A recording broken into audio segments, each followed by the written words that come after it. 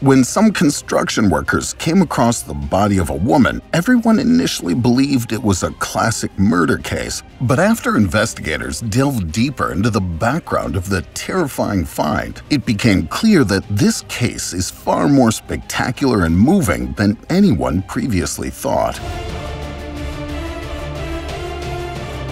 In this way, the authorities uncovered a long-forgotten part of American history that had lain dormant with the body for over 160 years. Before we get started, be sure to hit the like button and ring the notification bell for more videos. You want to know the fate of the mysterious woman in the iron coffin? Then be sure to watch today's video to the end. A gruesome find. It's 2011 when some workers in the borough of Queens, New York go about their usual daily work. But suddenly, the shovel of the excavator struck something extremely hard. Had the men perhaps accidentally struck a gas or water pipe? The construction workers didn't hesitate and immediately got to the bottom of the problem. But what they saw afterwards was far more unusual than a conventional pipe in the ground. Slumbering in the ripped hole was what looked like old iron and had almost been torn apart by the excavator's shovel. A closer look was accompanied by a deep shock. The men had brought the mummified remains of a human being to light. To all appearances, the wrapped corpse was still in an active state of decomposition. Believing they had just found the victim of a horrific crime, the shocked workers alerted the police. The assumption that the men had uncovered the scene of a murder was pretty obvious. Why else would a decomposing corpse be dumped on a construction site? Investigators soon stepped in and began investigating the site more closely. A short time later, it was established that the victim was female and apparently buried in a metal coffin. But who was the mysterious woman, and what caused her to be buried here of all places? The corpse. In order to find out how the alleged murder victim had died, the corpse was transferred to the coroner's office. There, those responsible found that the body was still in a very good condition. The clothes were mostly intact, and the woman's hair had been braided back with a comb. The pigments of the skin were still visible, so the victim could be identified as a black person. The metal fragments in turn suggested that the dead woman had been buried in an iron coffin. It was now at the latest that the Queens police realized that they lacked the necessary expertise for this extraordinary case. As a result, forensic archaeologist Scott Warnash was brought on board. Thanks to his many years of experience, he was able to immediately classify the type and age of the metal. Warnash stated that the woman had been laid to rest at least 150 years ago. The cause of death. However, this knowledge immediately raised further questions. In the corresponding period, burial in iron coffins was actually only reserved for white high society. But what then led to a black woman also being buried in such an object? After all, she died in the middle of the 19th century, and thus at a time when inhuman racial segregation still prevailed in the USA. As if that weren't enough, the remains also seemed to harbor a horrible ancient disease, smallpox. Since the body was still covered with the typical skin blisters, a worrying assumption spread among the ranks of the experts: had the state of preservation of the corpse possibly also preserved the pathogen? Fearing the worst, investigators called the Centers for Disease Control and Prevention, and sure enough, the CDC staff who were summoned were also put on alert given the condition of the body. Before the world was officially declared smallpox-free in 1979, the dangerous infectious disease had killed countless people. Some experts estimate that no other disease caused more deaths overall, not even the plague. Smallpox wreaked havoc in densely populated urban areas such as 19th century Queens, with the poorest, close-knit communities at particular risk of infection. And the woman in the iron coffin also seems to have been one of these victims. The search for clues begins.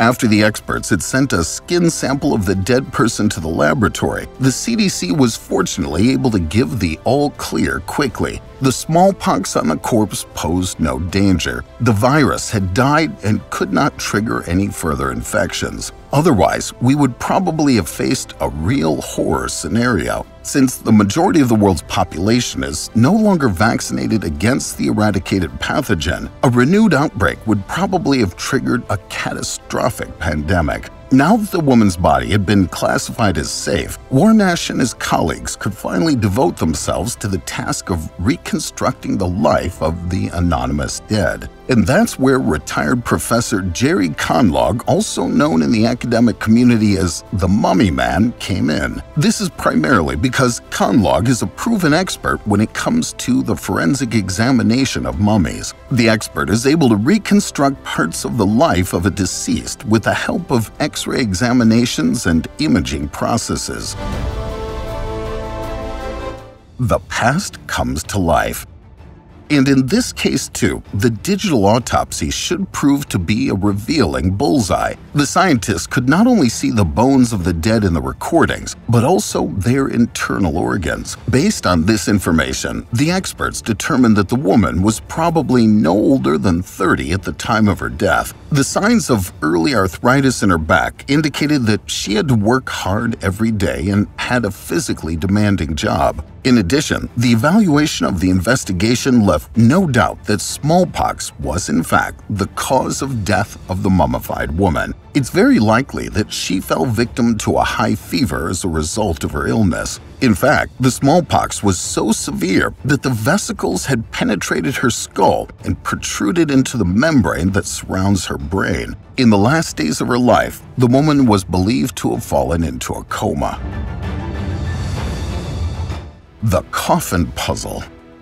While the question of the cause of death could be resolved quickly, another was still waiting for an answer. Why was the deceased buried in an iron coffin when she apparently belonged to a lower social class? As already mentioned, this special type of burial was actually only granted to the creme de la creme. For example, Dolly Madison, wife of U.S. President James Madison, was buried in an iron coffin. But why was a black smallpox victim also found in one?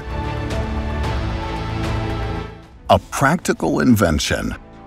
Originally, the invention of the iron coffin had a more practical background. When Almond Fisk's brother died in the 1840s, Fisk wanted the body shipped from Mississippi to New York. For this purpose, however, the deceased had to be transported on a train, and that without disturbing the other passengers. Since there was no effective way to embalm corpses at the time, Fisk decided to seal him in an iron coffin. He then patented his design and turned the production of airtight coffins into a business model. However, since these were extremely expensive simply because of the material costs, only the richest of the rich could afford them.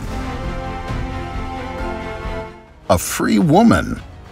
To be buried in an Almond Fisk coffin, the woman had to have died sometime between 1840 and 1850. However, this dating raised a new question. Had she been free during her lifetime? The reconstruction showed that she had been born between 1810 and 1825. In order to determine whether she was born a free woman or had gained freedom during her lifetime, the experts had to determine her place of birth. After all, slavery was not abolished throughout the United States until 1865. In this regard, the examination of the teeth presented itself as particularly insightful. The samples found showed a high lead content, and the traces of food also indicated a long-term urban lifestyle. This led to the conclusion that the woman was very likely born and raised in New York. Solving the mystery.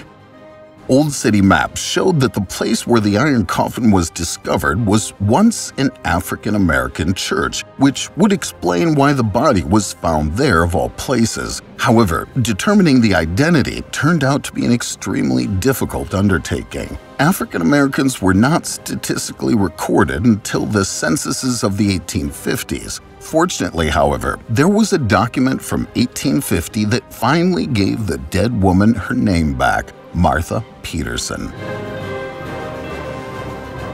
Martha's story.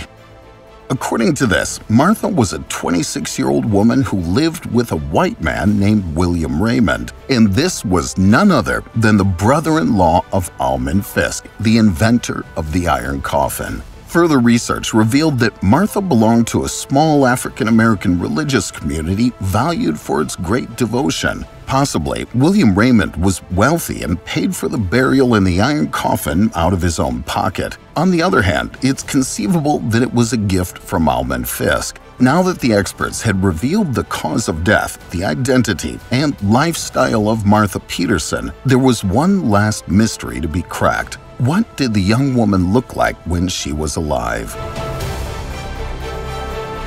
The conclusion.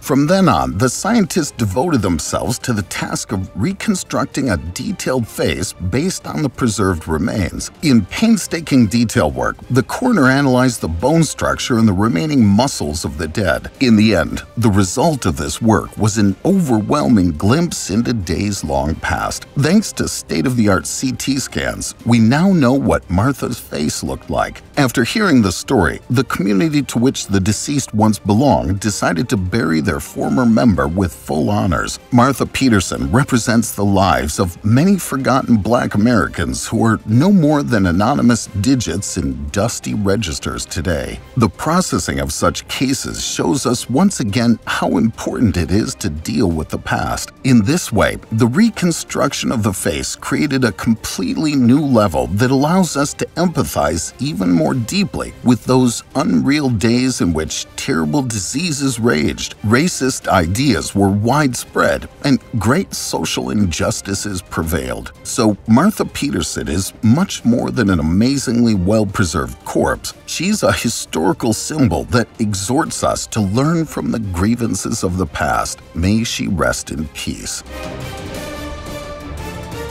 A coffin in your own garden.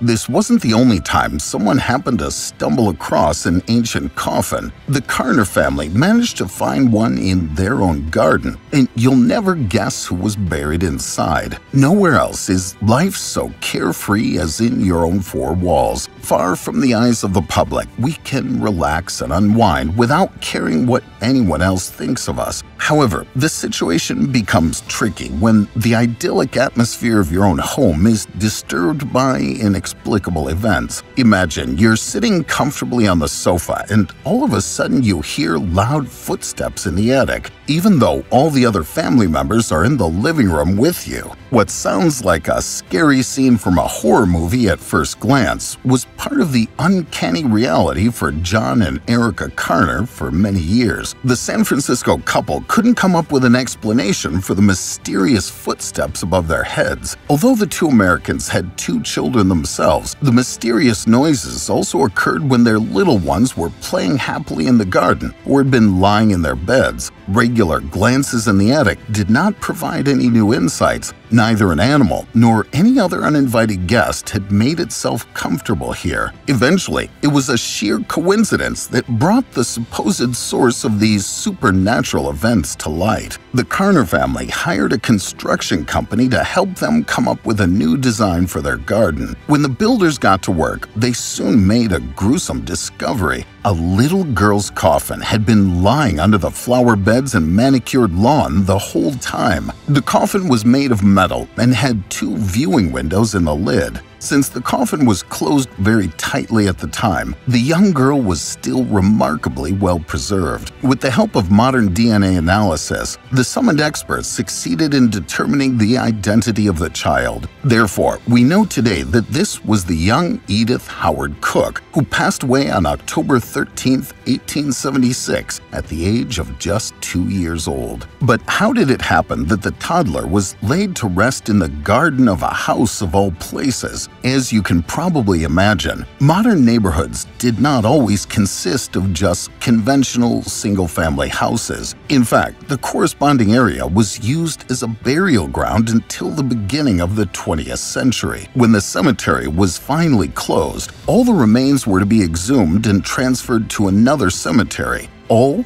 but Edith Cooks. Why the girl was left in her original grave more than 100 years ago is unknown. What is certain is that the discovery of her body and the subsequent transfer to an intact cemetery was accompanied by a remarkable event. From the day Edith left the Carner's garden, the footsteps in the attic were to fall silent forever. And now it's your turn. What do you think of the Martha Peterson story? We're already looking forward to your comments. Please leave us a like and subscribe so you never miss one of our videos again. And with that, thanks for watching. Take care and see you next time.